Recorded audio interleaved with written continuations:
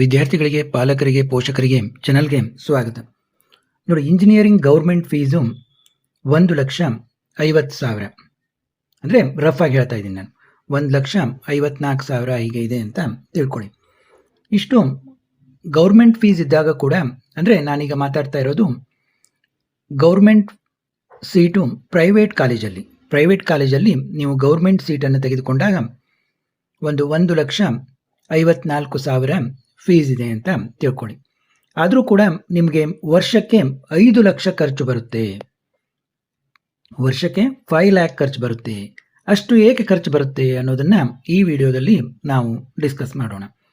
ನೋಡಿ, ಮುಖ್ಯವಾಗಿ ಇಲ್ಲಿ ಏನೇನು ಎಕ್ಸ್ಟ್ರಾ ಫೀಸ್ ಅಂತ ಕಾಲೇಜಿನವರು ತೆಗೆದುಕೋತಾರೆ. ಇಲ್ಲಿ ಯಾವುದೇ ಒಂದು ಕಾಲೇಜನ್ನು ನಾನು ಹೆಸರಿಸ್ತಾ ಇಲ್ಲ. ಆಲ್ಮೋಸ್ಟ್ ಎಲ್ಲ ಕಾಲೇಜುಗಳಲ್ಲಿ ಈ ಥರ ಒಂದು ಫೀಸ್ ಲಿಸ್ಟ್ ಇರುತ್ತೆ. ಇಲ್ಲಿ ನೋಡಿ, ಈ ಫೀಸ್ನಲ್ಲಿ ಲ್ಯಾಬ್ ಫೀ ಅಂತ 20,000, ಮತ್ತು ಯೂನಿವರ್ಸಿಟಿ ಫೀ ಅಂತ 10,000. ನೋಡಿ, ಯೂನಿವರ್ಸಿಟಿ ಫೀ ಇನ್ಕ್ಲೂಡ್ ಆಗಿದೆ ಅಂತ KA ಅವರು, ಒಂದು ಗವರ್ನಿಂಗ್ ಬಾಡಿ ಏನಿರ್ತದೆ ಅವರು ಹೇಳ್ತಾರೆ. ಆದರೂ ಕೂಡ ಇವರು ಯೂನಿವರ್ಸಿಟಿ ಫೀ ಅಂತ 10,000 ಎಕ್ಸ್ಟ್ರಾ ತೆಗೆದುಕೋತಾರೆ. ಮತ್ತು ಎಕ್ಸಾಮಿನೇಷನ್ ಫೀ ಅಂತ ಒಂದು 8 to 10,000 ಎಕ್ಸ್ಟ್ರಾ ತಗೋತಾರೆ, ಎಕ್ಸಾಮಿನೇಷನ್ ಫೀ ಅಂತ. ಆಮೇಲೆ ಕೆಲವೊಂದು ಕಾಲೇಜ್ಗಳಲ್ಲಿ ಒಂದು ಸ್ಟೂಡೆಂಟ್ ಕಿಟ್ ಅಂತ, ಅಂದರೆ ಎಪ್ರಾನ್ ಆಯಿತು, ಯೂನಿಫಾರ್ಮು, ಸ್ಕ್ರಬ್ ಡ್ರೆಸ್ಸು, ಈ ಸ್ಟಡಿ ಮಟೀರಿಯಲ್ಸು, ಒಂದು ಮೆಡಿಕಲ್ ಸ್ಟೂಡೆಂಟ್ಸ್ಗೆ ಕೆಲವೊಂದು ಏನೇನೋ ಎಲ್ಲ ಮಟೀರಿಯಲ್ಸ್ ಎಲ್ಲ ಬೇಕಾಗ್ತವೆ. ಈಗ ನಿಮಗೆ ಒಂದು BP ಅಪರಟಸ್ ಆಯಿತು, ಸ್ಟೆತ್ ಆಯಿತು, ಮತ್ತು ಫಸ್ಟ್ ಇಯರ್ನಲ್ಲಿ ಅನಾಟಮಿ ಸ್ಟಡಿ ಮಾಡಲಿಕ್ಕೆ ಒಂದು ಬೋನ್ ಸೆಟ್ ಬೇಕಾಗುತ್ತೆ. ಬೋನ್ಗಳನ್ನು ಹಿಡಿದು, ಎಲುಬುಗಳನ್ನು ಹಿಡಿದು ಯಾವ ರೀತಿ ಒಂದು ಸ್ಟ್ರಕ್ಚರ್ ಇದೆ ಅಂತ ಫಸ್ಟ್ ಇಯರ್ನಲ್ಲೇ ಅನಾಟಮಿಯಲ್ಲಿ ಸ್ಟಡಿ ಮಾಡಬೇಕಾಗುತ್ತೆ. ಅದರದ್ದು ಒಂದು ಸೆಟ್ ಬೇಕಾಗ್ತದೆ. ಹೀಗೆ ಒಂದಿಷ್ಟು ಸಾಮಾನುಗಳು ಅವರಿಗೆ ಬೇಕಾಗ್ತವೆ. ಅದರದ್ದು ಕೂಡ ಒಂದಿಷ್ಟು ಚಾರ್ಜು ಅಂತ ಒಂದು ಕಿಟ್ ಮಾಡಿ ಅದನ್ನು ಕೂಡ ಕೆಲವೊಂದು ಕಾಲೇಜಿನವರು ತೆಗೆದುಕೋತಾರೆ. ಇನ್ನು ಸೆಮಿನಾರ್, ಕಾನ್ಫರೆನ್ಸ್, ವೆಬಿನಾರ್ ಫೀ ಅಂತ ಇವನ್ನೆಲ್ಲ ಕಂಡಕ್ಟ್ ಮಾಡಲಿಕ್ಕೂ ಫೀಸ್ ಅಂತ ತೆಗೆದುಕೋತಾರೆ. ಇವೆಲ್ಲ ನೋಡಿ ಇಯರ್ಲಿ ಇರುವಂಥ ಫೀಸು.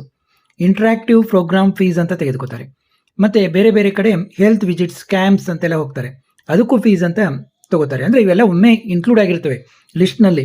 ಆ ಲಿಸ್ಟ್ ನೋಡಿಬಿಟ್ರೆ ನಿಮ್ಗೆ ಅದೇನು ದೊಡ್ಡದಲ್ಲ ಬಿಡು ಫೀಸು ಅಂತ ಅನಿಸ್ಬಿಡುತ್ತೆ. ಆ ರೀತಿ ಅವರು ಮಾಡಿರ್ತಾರೆ. ಕ್ಲಿನಿಕಲ್ ಗೈಡೆನ್ಸ್ ಫೀ, ಮತ್ತು cultural activity, dance, drama, music, environmental related club ಮತ್ತು NSS ಇವೆಲ್ಲ, ಮತ್ತು ಕಂಡಕ್ಟಿಂಗ್ ಗ್ಯಾದರಿಂಗ್ ಎಕ್ಸೆಟ್ರಾ ಫೀಸ್ ಅಂತ.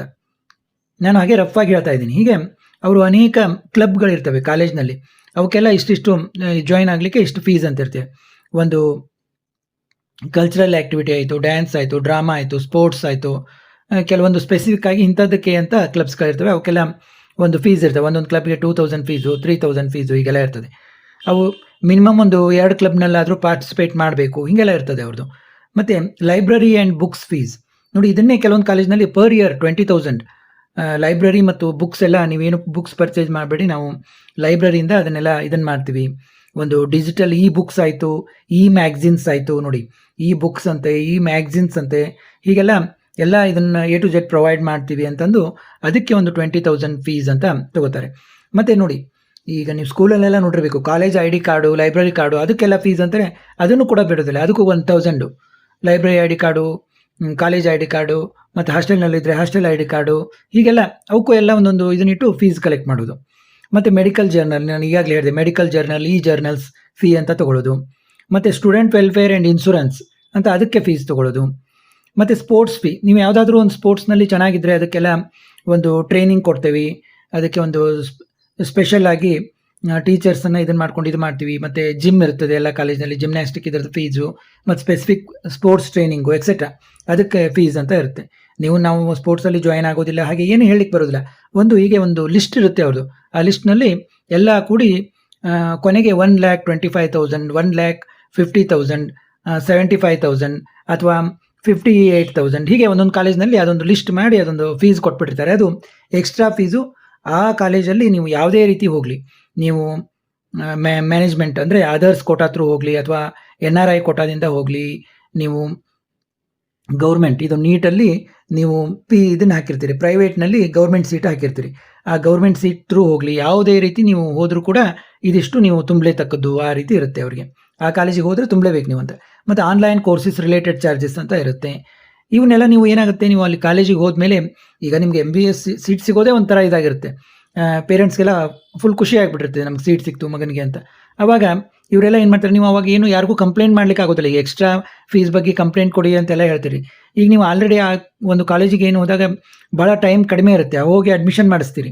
ಅಡ್ಮಿಷನ್ ಮಾಡಿದಾಗ ಇದೆಲ್ಲ ಫೀಸು ಕಟ್ಟಬೇಕಂತಂದ್ರೆ ನೀವು ಕಾಲೇಜ್ ಅಥಾರಿಟಿ ವಿರುದ್ಧ ಯಾರಿಗೂ ಕಂಪ್ಲೇಂಟ್ ಮಾಡ್ಲಿಕ್ಕೆ ಹೋಗೋದಿಲ್ಲ. ಯಾಕಂದರೆ ಈಗಾದರೂ ಸೀಟ್ ಸಿಕ್ಕಿದೆ ಮತ್ತು ಅದೆಲ್ಲೂ ರಗಳೆ ಬಿಡು, ಯಾರು ಕಂಪ್ಲೇಂಟ್ ಮಾಡಿದ್ರು ಏನು ಅಂತೆಲ್ಲ ಇದಾಗುತ್ತೆ ಅಂತ ತಿಳ್ಕೊಂಡು ನೀವು ಏನೋ ಒಂದು ನಿಮ್ಮ ಫೈನಾನ್ಸಿಯಲಿ ಭಾಳ ಇದಿದ್ರೆ ಇವನ್ ಲೋನ್ ಮಾಡಿ ಇದನ್ನು ಮಾಡಿ ನೀವು ಇದನ್ನು ಮಾಡಬೇಕಾಗುತ್ತೆ, ಪೇ ಮಾಡಲೇಬೇಕಾಗುತ್ತೆ. ಆದ ಕಾರಣ ನಾನು ಒಂದು ಆಪ್ಷನ್ ಎಂಟ್ರಿ ಲಿಸ್ಟ್ ಅಂತ ಲಾಸ್ಟ್ ಟೈಮು ನಿಮಗೆ ಆಪ್ಷನ್ ಎಂಟ್ರಿ ಲಿಸ್ಟನ್ನು ಕೊಟ್ಟಿದ್ದೆ.